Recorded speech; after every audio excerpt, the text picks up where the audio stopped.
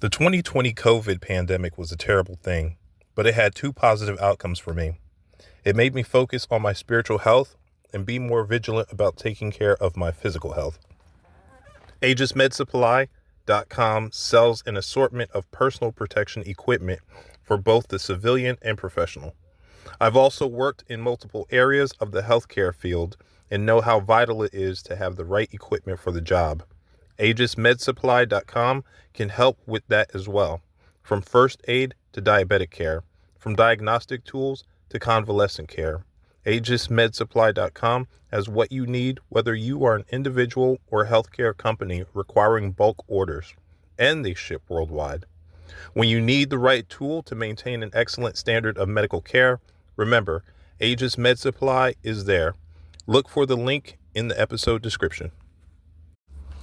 Welcome back to the Son of Saturn podcast. Before we get into individual angels, and their specific teachings, we have to address how we got here. We have to understand the glue, meaning the angels of the Abrahamic religions, specifically Christianity, and we have to look at the history of them from a human perspective.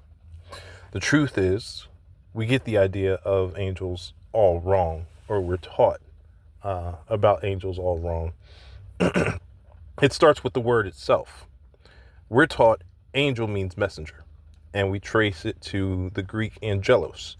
But there's also a Greek root word, angeros, which has a root in the Akkadian word agru.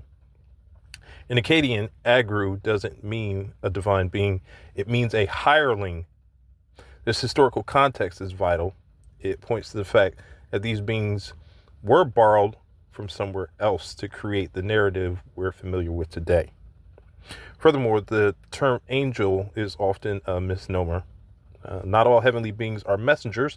Therefore, it is fundamentally inaccurate to categorize every divine being that isn't God as an angel. Now, if they were borrowed, where'd they come from? History shows us they're often repurposed gods.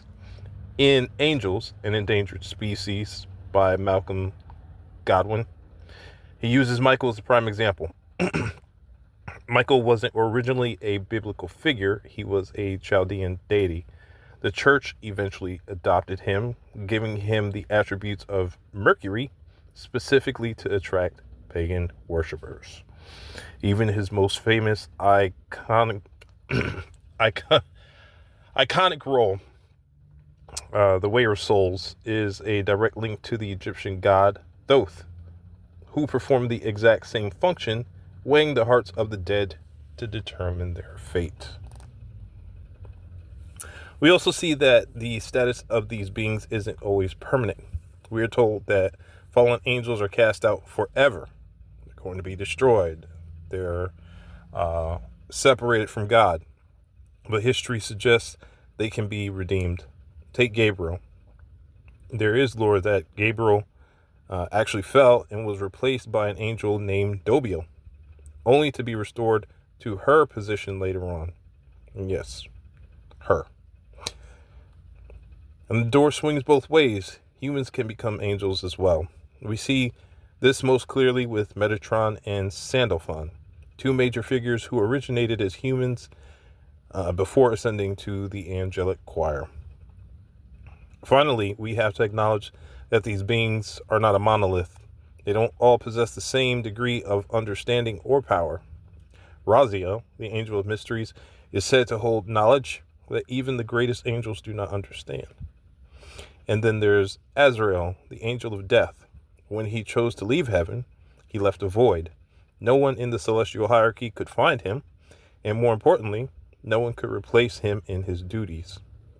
These aren't just generic spirits. They are distinct entities with histories that predate the religions they now serve. These are also living beings that can't be defined by a book or by one meeting, one interaction, and they can't be predicted. So in order to understand these beings, we have to go to them. And we have to talk to them at length and figure out who these sentient beings are. That's just all there is to it. Just like people are different, so are they. If you'd like to contact us and talk more about this subject or anything else that we've covered on this podcast, feel free to email us at soscubed@gmail.com. That's soscubed@gmail.com. Until then, keep researching, keep doing your own studies, and keep relying on your own gnosis.